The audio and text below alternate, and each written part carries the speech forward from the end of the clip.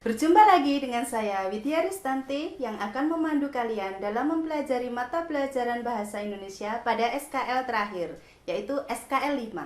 SKL 5 ini disebut juga dengan SKL yang membahas tentang ejaan. SKL 5 ini terdiri atas 7 pokok bahasan yang meliputi 1. Menentukan kesalahan ejaan dalam judul karangan. Yang kedua, mengidentifikasi kesalahan penggunaan tanda baca. Materi yang ketiga adalah menggunakan ejaan. Materi yang keempat, menggunakan tanda baca. Materi kelima adalah memperbaiki kesalahan ejaan dalam kalimat. Yang keenam, memperbaiki kesalahan tanda baca. Terakhir adalah menentukan alasan kesalahan ejaan dan tanda baca. Kita lihat contoh pembahasan soal pada SKL 5 berikut ini.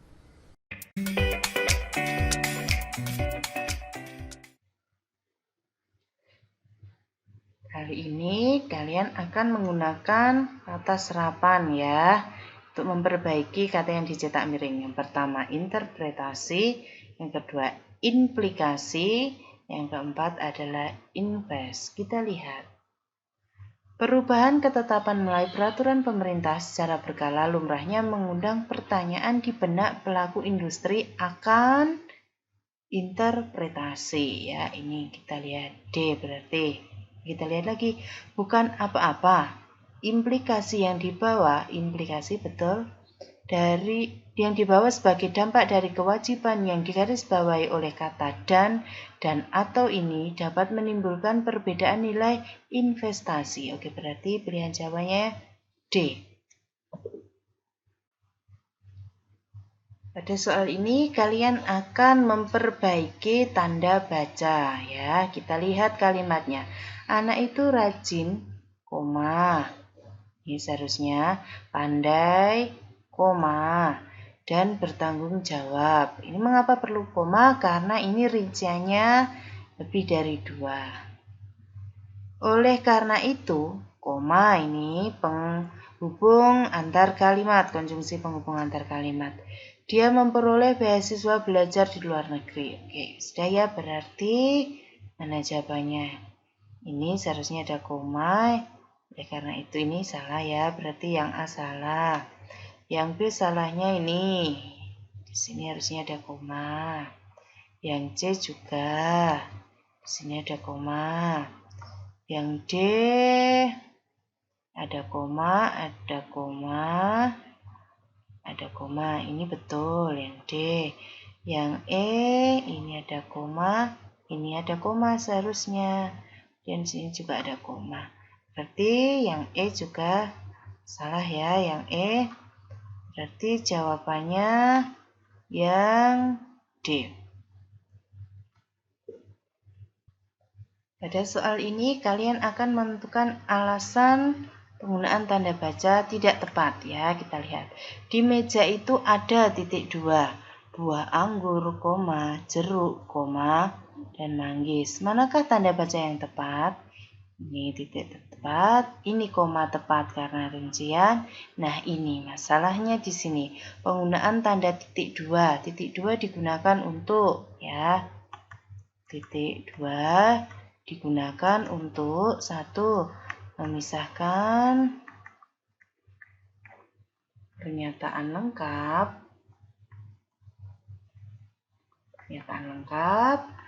yang diikuti rincian ya, diikuti rincian. Kita lihat di sini. Diikuti rincian. Ya, berarti contohnya Ibu membeli buah-buahan titik 2 apel, koma, jeruk, dan mangga. Nah, di sini maksudnya, ya. Di sini maksudnya ada pernyataan lengkap buah-buahan, rinciannya ini. Maka ini perlu tanda titik 2. Ini kita lihat. Yang A. Titik 2 hanya dipakai dalam naskah drama. Oh, ini bukan naskah drama. Tanda titik 2 hanya dipakai sesudah kata atau ungkapan yang memerlukan pemberian. Sebentar. Yang C, tanda titik 2 dalam kalimat tersebut dipakai pada akhir pernyataan lengkap yang diikuti pemberian atau rincian. Oh, ini betul. Tanda titik 2 dalam kalimat tersebut tidak dipakai jika pemberian itu berupa pelengkap. Salah ya. Yang E, tanda titik 2 tidak dipakai sesudah kata atau ungkapan yang memerlukan ini. Ya, ini salah. Ini B juga salah. Berarti jawabannya yang C. Kali ini kalian akan mengidentifikasi kesalahan penulisan kata sapaan ya. Kata sapaan itu apa? Kata sapaan adalah kata yang digunakan untuk menyapa orang secara langsung. Secara langsung ya. Berarti kalau menyapa secara langsung itu sebagai bentuk penghormatan, maka penulisannya diawali huruf kapital. Ya, kita lihat. Ini kita lihat di kalimat 1. Kiriman buku dari saudara sudah saya terima. Ini ya. Ini S-nya besar. Ini kata sapaannya benar ya. Seolah-olah menyapa secara langsung walaupun ini dalam bentuk surat. Ini betul.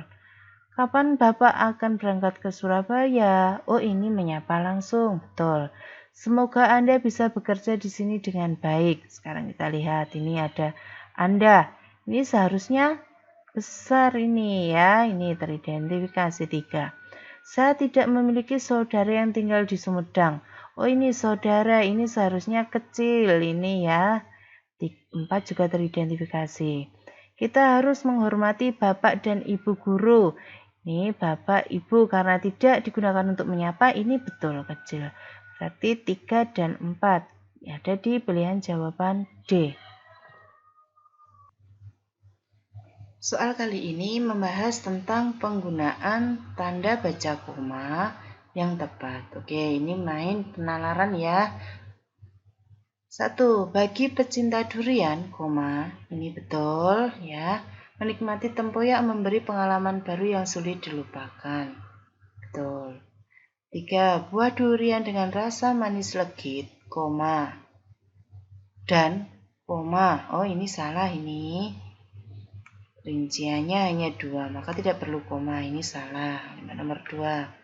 3. Tempoyak yang merupakan hasil fermentasi durian ini, semakin lezat, salah ini. 4. Di Bandar Lampung, ini betul, cukup mudah untuk, ini salah. 5. Tempoyak diolah beragam masakan mulai dari seruit tempoyak, betul. Brengkes baung tempoyak, betul. Hingga, ini seharusnya komanya di sini, bukan di belakang. Ya, 5 salah.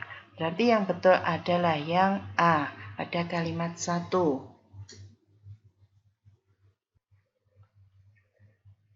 Kali ini kalian akan menulis judul ya, penulisan judul buku. Nah, judul buku itu ditulis dengan 1. Ya, diawali huruf kapital tiap awal kata ya. Kecuali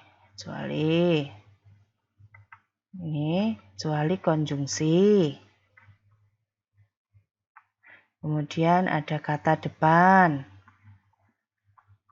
Ya, ini ditulis dengan huruf kecil ini berarti. Kemudian yang kedua, penulisan istilah ilmiah mengacu standar internasional ya. Oke, sekarang kita lihat judul di sini ada cara merawat ikan patin dan ikan bandeng di air payau. Berarti yang harus diawali kapital ini cara merawat ikan patin, kemudian dan ini kecil, ikan bandeng di ini kecil, air payau. Ya, kita lihat A. Oh, ini salah. Yang B ini salah. Ini D-nya besar, salah. Ini D-nya besar, salah. Yang E kita cermati betul ya, yang E jawabannya. Kali ini kalian akan mengidentifikasi kesalahan penggunaan tanda baca. Nah, untuk mengetahui fungsi tanda baca, kalian bisa membaca materi penggunaan tanda baca pada buku ini. Ya, sekarang kita lihat. Kalimat 1. Banyak orang ingin mendapatkan banyak uang, untuk mencukupi kebutuhan hidupnya. Apakah koma di sini betul? Ini salah karena induk kalimatnya ada di depan, anaknya di belakang, maka tidak perlu tanda koma. 1 teridentifikasi salah. Kita identifikasi kalimat kedua. Oleh karena itu, di sini ada itu. Oh, ini betul. Ini konjungsi penghubung antar kalimat. Betul ya? 3. Namun, ini juga betul. Keempat, padahal, ini juga betul.